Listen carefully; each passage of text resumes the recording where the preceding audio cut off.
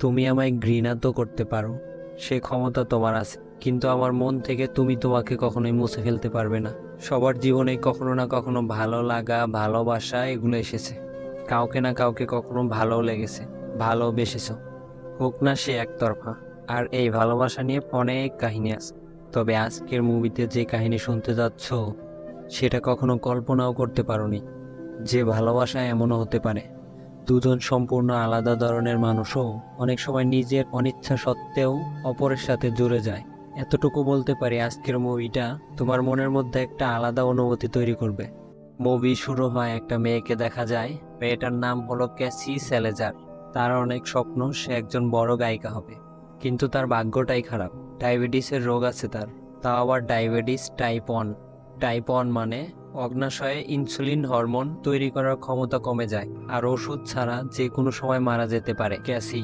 কিন্তু সে যা রোজগার করত, তার পক্ষে বাড়ি ভাড়া দেওয়ার পর চিকিৎসার খরচ চালানো খুব কঠিন হয়ে যাচ্ছিল। চিকিৎসা চালাতে গিয়ে মাঝে মধ্যে তার বাড়ি ভাড়া দিতে দেরি হয়ে যেত। ক্যাসির মা তাকে নিয়ে খুব চিন্তায় থাকতো, কিন্তু ক্যাসি তার মায়ের সাথে থাকতো না। কেন থাকতো না সেটা পরে জানা যাবে। ক্যাসি একটা বারে বারটেন্ডারের কাজও করত, আর বারালির মেয়েকে পিয়ানো শেখাতো টাকা ইনকামের জন্য। ক্যাসি যে বারে কাজ করত, সেখানে একদিন আমেরিকান মেরি কমান্ডোদের একটা গ্রুপ আসে। মেরিন কমান্ডো হলো এক ধরনের বিশেষ সেনা, যারা কিনা শত্রুদের মুখোমুখি হয়ে দাঁড়িয়ে লড়াই করে। তাদের মধ্যে একজনের নাম ছিল ফ্র্যাঙ্কি, যে কিনা ক্যাসির ছোটবেলার বন্ধু ছিল। ফ্র্যাঙ্কির মুখে ক্যাসি জানতে পারে ফ্র্যাঙ্কি মেরিজ জয়েন করেছে, আর খুব তাড়াতাড়ি ফ্র্যাঙ্কিকে যেতে হবে ইরাক, কারণ সেখানে যুদ্ধ লেগেছে। এই কমান্ডোদের গ্রুপে লিওক নামে ফ্র্যাঙ্কির একটা বন্ধুর সাথে আলাপ হয় ক্যাসির, কিন্তু ক্যাসি লিওককে তেমন একটা পাত্তা দেয় না, কারণ এই গ্রুপের একটা ছেলে ক্যাসির সঙ্গে অশালীন ভাষায় কথা বলেছিল। তাই ক্যাসি সেখান থেকে চলে যায়। এরপর একদিন বারে গান গাইতে গাইতে ক্যাসির শরীর খুব খারাপ লাগতে শুরু করে। সে দেখে তার সব ওষুধ শেষ হয়ে গেছে, ইনজেকশন নেয়ার মতো একটু ওষুধ বাকি আছে শুধু। ক্যাসি পরিষ্কার বুঝতে পারে তার যা আর্থিক অবস্থা, এভাবে চলতে থাকলে সে আর বেশি দিন বাঁচবে না। ক্যাসি ফ্র্যাঙ্কির বাড়িতে যায় তার সাথে দেখা করতে। সেখানে গিয়ে দেখে লিওক ফ্র্যাঙ্কির রুমমেট। ক্যাসি ফ্র্যাঙ্কিকে বলে, আসলে আমি এখানে একটা প্রস্তাব নিয়ে এসেছি। আমি জানি শুনতে একটু অদ্ভুত লাগবে, কিন্তু আমি চাই তুমি আমাকে বিয়ে করো। আমার ডায়াবেটিস রোগ আছে, টাইপ 1, আর আমাকে যে ইনসুলিনটা নিতে হয় সেটার দাম অনেক। আমার যে মেডিকেল ইন্স্যুরেন্স করা আছে সেখান থেকে এই মেডিসিনের দামটা দেয়া হয় না, আর আমি যা কামাই করি তাতে আমি আমার বাড়ি ভাড়াই দিতে পারি। তুমি যদি আমাকে সাহায্য না করো, তাহলে আমি আর এভাবে বাঁচবো না, আমি মারা যাব। আর তোমাকে আমি বিয়ে করতে বলছি এই জন্যেই, কারণ আমি শুনেছি যে কোনো মেরিন কমান্ডো যখন বিয়ে করে, তখন তার সাথে সাথে তার বউকেও স্বাস্থ্য বীমা দেয়া হয়, এবং সংসার চালানোর জন্য সাথে এক্সট্রা আরো টাকা দেয়া হয়।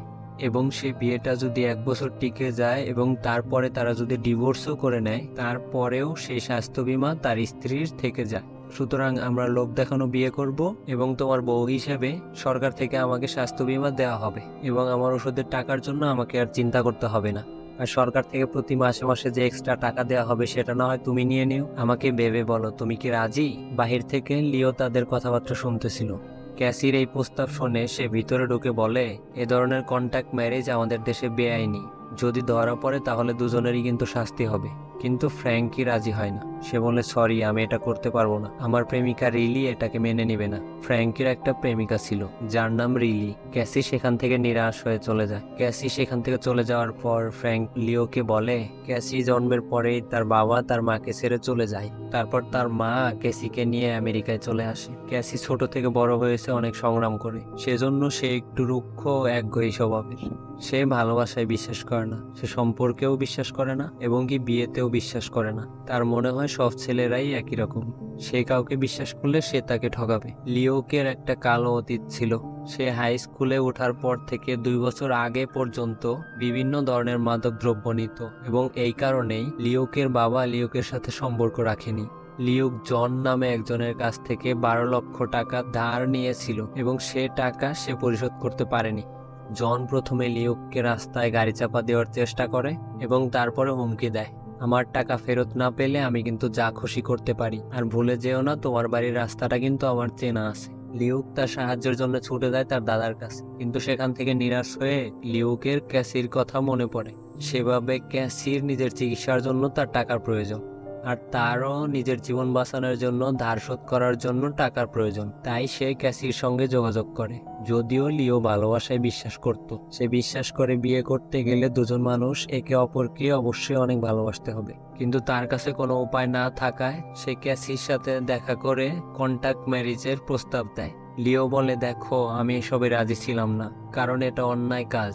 তোমার যেমন চিকিৎসার জন্য টাকার প্রয়োজন, আমারও তেমন বেঁচে থাকার জন্য টাকার একান্ত প্রয়োজন, এবং এই জন্যই বিয়েটা করতে আমি রাজি আছি। আমিও একজন মেরিন কমান্ডো, সুতরাং আমাকে বিয়ে করলেও তুমি তোমার চিকিৎসার ইন্স্যুরেন্সের টাকা পেয়ে যাবে প্রতি মাসে মাসে। তবে একটা কথা মাথায় খুব ভালোভাবে রেখো, এই মিথ্যা বিয়ের নাটকটা যদি ধরা পড়ে যায় আমাদের দুজনেরই জেল হতে পারে, তাই আমাদেরকে সাবধানে থাকতে হবে। আমি খুব তাড়াতাড়ি ইরাক চলে যাব, এবং ইরাক যাওয়ার আগে আমি তোমার সাথে খুব তাড়াতাড়ি বিয়েটা করে যেতে চাই। তবে একটা জিনিস খুব ভালো করে মনে রেখো, আমি এখান থেকে চলে যাওয়ার পর কিন্তু তোমার উপরে নজরদারি বেড়ে যাবে। তোমার উপরে নজরদারি চালাবে মিলিটারি পুলিশ, কারণ মেরিন কমান্ডোকে বিয়ে করে এই ধরনের সুযোগ সুবিধা নেওয়ার জন্য অনেকে এই ধরনের মিথ্যা বিয়ে করে থাকে। সুতরাং বিয়েটা আসল নাকি নকল সেটার জন্য নজরদারি চালায় ওরা, এবং আমাদের মিথ্যা বিয়েটা যেন ধরা না পড়ে যায় সেজন্য তুমি আমাকে রোমান্টিক মেসেজ করবে, ভিডিও কল করবে, মেইল করবে, যাতে কোনো রকমেই কারোর কোনো সন্দেহ না হয় যে আমাদের বিয়েটা একটা মিথ্যে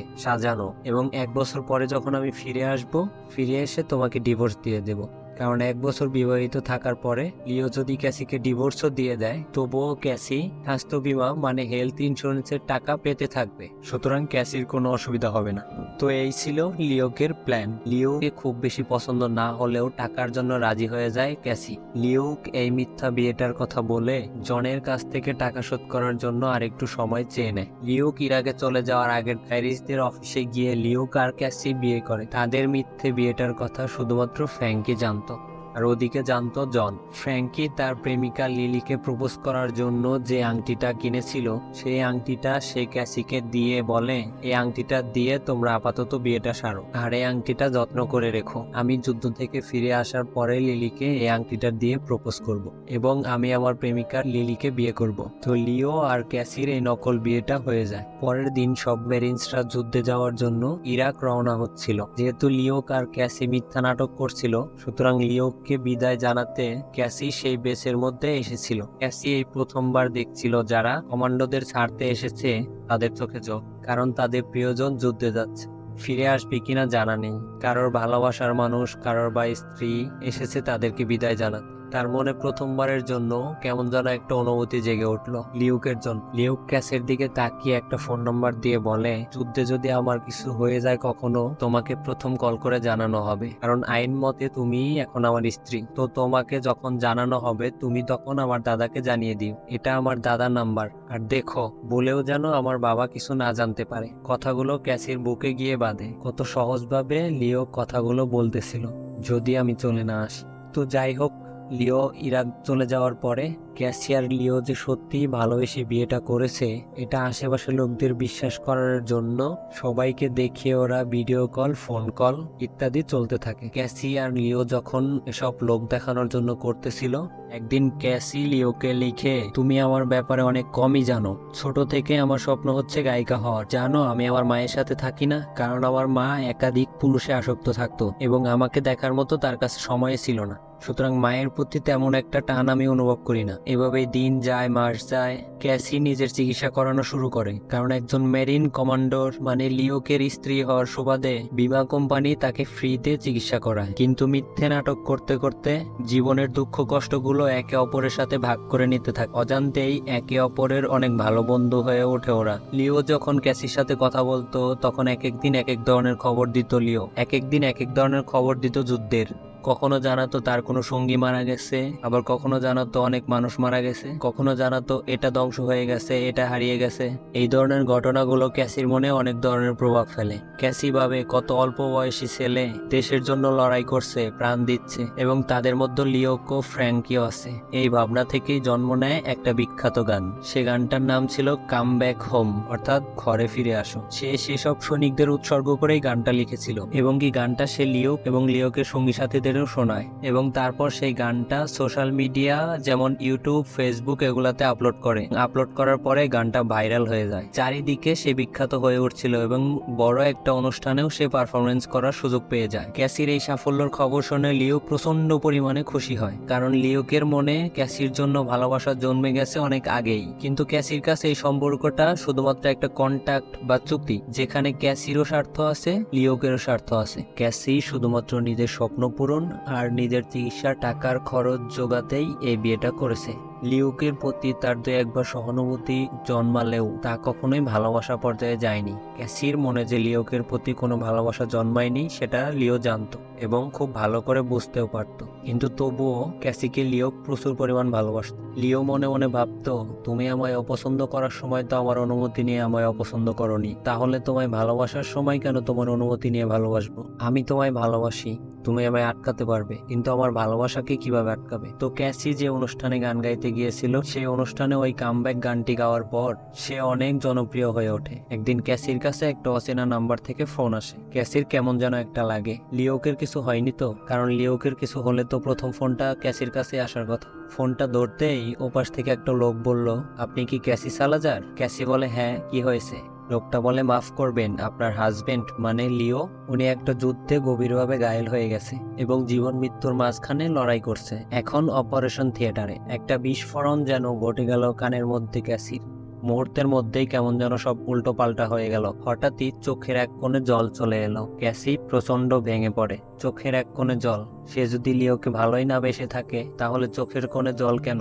সে বুঝতে পারে না কি করবে এবং তারপর তার মনে পড়ে লিওকে একটা সাদা কাগজে তার দাদার নাম্বারটা লিখে দিয়েছিল। ক্যাসি সেই কাগজটা কোথাও খুঁজে পায় না এবং গুগল করে জেকব মরোর ঠিকানাটা বের করে ক্যাসি সেখানে চলে যায়। কিন্তু সেখানে গিয়ে ক্যাসি বুঝতে পারে সে একটা ঝামেলা তৈরি করে ফেলেছে। আসলে লিওকের বাবার নাম আর দাদার নাম প্রায় এক ছিল। লিওকের বাবার নাম হলো জ্যাকব মরোর সিনিয়র আর দাদার নাম ছিল জ্যাকব মরোর জুনিয়র। তো ক্যাসি গুগল করে লিওকের বাবার ঠিকানায় চলে এসেছে। সে লিওকের বাবাকে কিছু জানাতে রাজি হয় না, কিন্তু লিওকের বাবা জোর করাতে সে বলে দেয় যে লিওক মেরিন কমান্ডোতে যোগ দিয়েছে এবং সে যুদ্ধে ঘায়েল হয়ে গেছে। সেই ক্যাসিকে বলে, তুমি কে? ক্যাসি বলে, আমি আপনার ছেলে লিওকের স্ত্রী, ক্যাসি সালাজার। লিওকের বাবা অবাক হয়ে যায়। প্রথমত লিও বিয়ে করেছে এবং সে মিলিটারিতে জয়েন করেছে। এরপরে দেখা যায় লিওকে আমেরিকার একটি হসপিটালে ফিরিয়ে আনা হয়েছে। ক্যাসি লিওকের পরিবারের সাথে যায় হাসপাতালে দেখা করতে। অনেক বছর পর এই প্রথম লিও তার বাবার সাথে ঠিক মতো কথা বলে। লিওকের সাহসিকতার জন্য লিওকে পার্পল হার্ট সম্মাননা দেয়া হবে। পার্পল হার্ট হলো সেনাবাহিনীর মধ্যে একটা খুব গুরুত্বপূর্ণ সম্মান, যেটা কিনা কোনো সৈন্যের সাহসিকতার জন্য তাকে এই সম্মাননা দেয়া হয়। লিও ক্যাসিকে জানায় ফ্রান্সি যুদ্ধক্ষেত্রে তার প্রাণ হারিয়েছে এবং এটা শোনার পর খুব ভেঙে পড়ে ক্যাসি, কারণ ফ্র্যাঙ্কি তার সবচেয়ে কাছের বন্ধু ছিল। ক্যাসি ফ্র্যাঙ্কির শেষকৃত্যে যায়। তার প্রেমিকা লিলিকে সেই আংটিটা দিয়ে বলে, এটা ফ্র্যাঙ্কি তোমার জন্য কিনেছিল, ভেবেছিল সে যুদ্ধ থেকে ফিরে এই আংটিটা দিয়ে তোমায় বিয়ের জন্য প্রপোজ করবে আর আমার কাছে রাখতে দিয়েছিল, তাই আমি যত্ন করে রেখেছিলাম। সত্যি তোমরা দুজন দুজনাকে অনেক ভালোবাসো, এই আংটিটা রাখো, এটা ফ্র্যাঙ্কির তরফ থেকে। লিলি কান্নায় ভেঙে পড়ে এবং ক্যাসি লক্ষ্য করে সত্যিকারের ভালোবাসা কতটা গভীর হয়। একজন মানুষ যে কিনা পৃথিবী থেকে চলে গেছে তার জন্য কিভাবে কাঁদছে মেয়েটা। ক্যাসির সামনে ঘটে যাওয়া এই ছোট ছোট ঘটনাগুলো ক্যাসির মনে লিওকের প্রতি কোনো একটা জায়গা তৈরি করতেছিল গোপনে। এরপর লিওককে দেখানো হয় লিওকের একটা পা এতটাও জখম হয়ে গেছে সে একা একা হাঁটার ক্ষমতাটাও হারিয়ে ফেলে এবং তাকে ফিজিওথেরাপি করলে সে হাঁটাচলা করতে পারবে। লিওকের বাবার মনে একটা সন্দেহ তৈরি হয়, বিয়েটা কি ওরা সত্যি সত্যিই করেছে? কারণ যেহেতু লিওকের বাবা মিলিটারি পুলিশে ছিল, সুতরাং তার চোখকে ফাঁকি দেওয়া অসম্ভব। এদিকে লিও ও ক্যাসিকে অন্তত 1 বছরের জন্য হলেও তাদের এই বিয়ের নাটক চালিয়ে যেতে হবে। তাই লিওক যাতে তার বাবার হাতে ধরা না পড়ে সেজন্য ক্যাসির সেই ভাড়া বাড়িতে এসে থাকা শুরু করে এবং রুমটাকে এমন ভাবে সাজায় তাদের ছবি দিয়ে, যাতে বাইরে থেকে দেখলে না বোঝা যায় যে এই ঘরের মধ্যে যে দুজন মানুষ থাকে তারা আসলে স্বামী স্ত্রী নয়, তারাও অভিনয় করছে। লিওকের মনের জোর বিশাল। সে আস্তে আস্তে ফিজিওথেরাপিতে একটু একটু করে সারাতে থাকে, আস্তে আস্তে হাঁটার চেষ্টা করতে থাকে। এদিকে জন কিন্তু পেছন ছাড়েনি, সে বারবার টাকার জন্য এখনো লিওককে বিরক্ত করত। তাই লিওক ভাবতে থাকে কিভাবে টাকার জোগাড় করা সম্ভব, কারণ জন একবারে সব টাকা ফেরত চাচ্ছে। এদিকে ক্যাসি আর লিওকের বিয়েটা যদিও মিথ্যে, তবুও তারা সত্যিকারের স্বামী স্ত্রীর মধ্যেই দুজন দুজনার দায়িত্ব পালন করতে থাকে। বিশেষ করে ক্যাসি লিওকের কখন কি লাগবে না লাগবে, লিওকের কোথায় কি অসুবিধা হচ্ছে, সে সবকিছু দেখাশোনা করা শুরু করে। লিওকের পায়ের চোটের কারণে সে ঠিকমতো গোসলও করতে পারতো না, ক্যাসি তাকে গোসলও করিয়ে দিত এবং লিওকের সাথে কাটানো ভালো মুহূর্তগুলো নিয়ে সে তার পরবর্তী গান লেখে, যে গানটার নাম আই হেট দ্য ওয়ে। এবং এই গানটা ক্যাসি কিছু মিউজিক রেকর্ডিং কোম্পানির কাছে গান রেকর্ড করায় এবং তাদের শোনায়। এদিকে হঠাৎ করে কেউ একজন ক্যাসির মায়ের ঘরে ঢুকে ঘরের জিনিসপত্র ভাঙচুর করে। ক্যাসিকে ফোন করে তাকে না পেয়ে তাদের বাড়িতে ফোন করে ক্যাসির মা এবং লিউক খবর পেয়ে সেখানে চলে যায়। আসলে এই কাজটা করেছিল জন লিউককে ফোন করে বলে, তোর টাকাটা যদি তাড়াতাড়ি শোধ না করিস, তোর মিথ্যে বিয়ে আর যা যা জানি সবকিছু মিলিটারি পুলিশের কাছে বলে দিব, তারপর তোদেরকে জেলে ঢুকিয়ে দিব, তোর চাকরিও যাবে এবং তোর পরিবারের মান সম্মানও চলে যাবে। সে এক কথায় লিউককে ব্ল্যাকমেইল করা শুরু করে। লিউক দেখলো জন তার জন্য দিন দিন বিপদের বস্তু হয়ে চলেছে। লিউক কোনো মতে সমস্ত টাকাটা জোগাড় করে জনের কাছে গিয়ে তার টাকাটা ফিরিয়ে দেয়। কিন্তু কিছু মানুষের রক্তের মধ্যেই থাকে বেইমানি করা। জন তাদের মধ্যে একজন ছিল। জন ক্যাসির মাকে গিয়ে লিউক এবং ক্যাসির মিথ্যে বিয়ের ব্যাপারে সবকিছু বলে দেয় এবং লিউক যে বিভিন্ন ধরনের মাদক সেবন করত ক্যাসির মার কাছে সেগুলোও বলে দেয়। ক্যাসি এসব কিছু জানার পরে লিউকের প্রতি প্রচন্ড রেগে যায়। ক্যাসি লিউককে বলে, তুমি যে মাদক দ্রব্য নিতে আমাকে বলনি কেন? একটা নেশা করা মানুষের সাথে এভাবে আমি বিয়ের নাটক করে চলেছি। লিউক তাকে বোঝানোর চেষ্টা করে। সে বলে, ক্যাসি, আমি আমার ওই জীবন অনেকদিন আগেই ছেড়ে দিয়েছি। আমি আর নেশা পান করি না। আমি নেশার জগৎ থেকে বের হওয়ার পরেই মেরিন কমান্ডোতে জয়েন করেছি। আমাকে বলবো না, আমাকে ছেড়ে যেও না। এবং জনের থেকে যে 12 লাখ টাকা নিয়েছিলাম সেটা নেশা করার জন্য নয়। আসলে আমার বাবা রিটায়ার্ড করার পরে একটা গ্যারেজ খুলেছিল এবং সেই গ্যারেজ থেকে আমি একটা গাড়ি চুরি করেছিলাম বিক্রি করে দেওয়ার জন্য। সেই গাড়িটা রাস্তার মধ্যে অ্যাক্সিডেন্ট হয়ে যায় এবং গাড়িটার অনেক কিছু ড্যামেজ হয়ে যায়। তখন আমার বাবা আমার উপর প্রচন্ড রেগে যায় এবং আমার বাবা বলেন যে যেখান থেকে খুশি টাকাগুলো এনে দিতে, এই গাড়িটা যার ঠিকঠাক করে তাকে ফেরত দিতে হবে। এবং এই জন্য আমি জনের কাছ থেকে 12 লাখ টাকা ধার নিয়েছিলাম। কিন্তু ক্যাসি এ সমস্ত কথা শুনতে রাজি না। সে প্রচন্ড রেগে গিয়েছিল। সে লিওককে বলে যায়, আমার একটা শো আছে, আমি শো করতে যাচ্ছি। আমি যেন ফিরে এসে আমার বাড়িতে তোমায় না দেখি। আমি তোমার আর মুখ দেখতে চাই না। অনেক হয়েছে, যাও তুমি এবার, তোমার আর আমার প্রয়োজন নেই। সে চুপচাপ উদাস চোখে তাকিয়ে থাকে। ভালোবাসার গুরুত্ব তুমি না বুঝতে পারো, আমি তো বুঝতে পারি, কারণ ভালোটা আমি বাসি। এই জন্যই লিও ক্যাসিকে আর কিছু বলে না। এবং এদিকে দেখা যায় জন শুধুমাত্র ক্যাসির মাকে না, মিলিটারি পুলিশকেও সবকিছু বলে দিয়েছে যে লিওক আর ক্যাসি মিথ্যা বিয়ে করছে শুধুমাত্র টাকা পাওয়ার লোভে এবং সরকারি স্বাস্থ্য বীমা পাওয়ার জন্য। লিওককে পুলিশ ধরে ফেলে এবং লিওকের শাস্তি হয়। লিওকের বাবা ক্যাসিকে ফোন করে বলে, তোমাদের মিথ্যে বিয়ের কথাটা সবাই জেনে গেছে। এবং ক্যাসিকে বলে, তোমাকে আর লিওকে কোর্টে হাজিরা দিতে হবে, কারণ তোমরা যে মিথ্যে বিয়ে নাটক করেছো সেটার জন্য তোমাদের শাস্তি পেতে হবে, কারণ এটা আমেরিকার আইন মতে একটা বড় অপরাধ। আদালতে এক পাশে লিওক আর এক পাশে ক্যাসি বসেছিল। লিওক ভেবে দেখে ক্যাসির গানের ক্যারিয়ারটা সবেমাত্র একটু একটু করে উপরের দিকে উঠতে শুরু করেছে। এ সময় ক্যাসি যদি কোনো পুলিশ কেসে ফেসে যায় তাহলে অনেক বড় ক্ষতি হয়ে যাবে ওর ফিউচারে। আর ক্যাসি তো স্বপ্ন দেখে সে একটা বড় সিঙ্গার হবে, তার স্বপ্নের কি হবে? ক্যাসির জন্য লিওক এত সবকিছু ভেবে লিওক জাজকে মিথ্যে কথা বলে। লিওক বলে, স্যার, ক্যাসির কোনো দোষ নেই, আমি ওকে মিথ্যে বিয়ের নাটকটা করতে বলেছিলাম। ও তো জানতও না এই ব্যাপারটা আইনের চোখে অপরাধ, সব দোষ আমার। আমি ওকে জোর করেছিলাম এই মিথ্যে বিয়ের নাটকটা করার জন্য। আমি আপনার কাছে হাত জোর করে একটাই অনুরোধ করছি, ওকে কোনো শাস্তি দেবেন না, যা শাস্তি দেওয়ার আমাকে দিন, ওকে ছেড়ে দিন। লিও ক্যাসিকে বাঁচানোর জন্য এভাবে যে মিথ্যা কথা বলবে ক্যাসি তা কল্পনাও করেনি। সে এক দৃষ্টিতে তাকিয়ে থাকে শুধু লিওকের দিকে, কোনো কথা বলতে পারে না। ক্যাসির চোখে জল। মানুষটা শুধুমাত্র বিনা শর্তে ক্যাসিকে ভালোবেসে গেছে এবং এর বিনিময়ে সে কখনো কোনো কিছু দাবিও করেনি। গতকাল রাতে সে লিওকে কত অপমান করেছে, বাড়ি থেকে বের হয়ে যেতে বলেছে। সেসবের জন্য কি এতটুকু ক্ষোভ নেই ক্যাসির বিরুদ্ধে তার?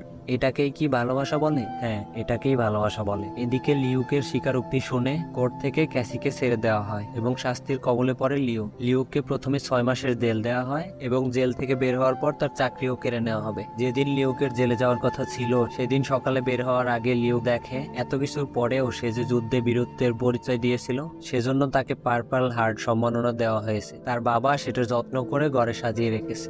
আর সেদিন ক্যাসির একটা শো ছিল। সে শোতে লিওককে নিয়ে লেখা আই ডোন্ট নো নামে একটা গান গায় ক্যাসি। আর যেন তার গলাটা তার কথা শুনছে না, গলা দিয়ে সুরি বের হতে চাচ্ছে না ক্যাসির। বারবার কেমন যেন একটা অনুভূতি হচ্ছে মনের ভিতরে, যেটা আগে কখনো হয়নি। গান গাইতে গাইতে বারবার অন্যমনস্ক হয়ে যাচ্ছিল। এত হাজার হাজার মানুষ তার সামনে তাকে ভালোবাসে, তার নাম ধরে চিৎকার করছে, তবুও কোথাও যেন ভালোবাসার মধ্যে একটু কমতি আছে, একটা মানুষের ভালোবাসা। সে তাড়াহুড়ো করে সেখান থেকে বেরিয়ে যায়, কারণ লিওক জেলে যাওয়ার আগে তার সাথে একবার দেখা করতে চায় সে। ক্যাসি লিওক যেখানে ছিল সেখানে চলে আসে। ক্যাসির চোখে জল, সে কান্নায় ভেঙে পড়ে। সে লিওককে বলে, লিওক, আমার মনে হয় আমাদের বিয়েটা কোনোভাবেই মিথ্যে হতে পারে না। তোমার মনে আছে আমরা যে চার্চে শপথ নিয়েছিলাম আমাদের বিয়ের সময়, একজন আরেকজনের পাশে থাকবো, কখনো ছেড়ে যাব না। আমরা বিয়ের পরের থেকেই সত্যিকারের মতো একজন আরেকজনের পাশে থেকেছি, দুজন দুজনের খেয়াল রেখেছি। যদিও এরপরেও এই বিয়েটাকে সত্যি না বলা হয়, তাহলে পৃথিবীর কোনো বিয়েই সত্যি নয়।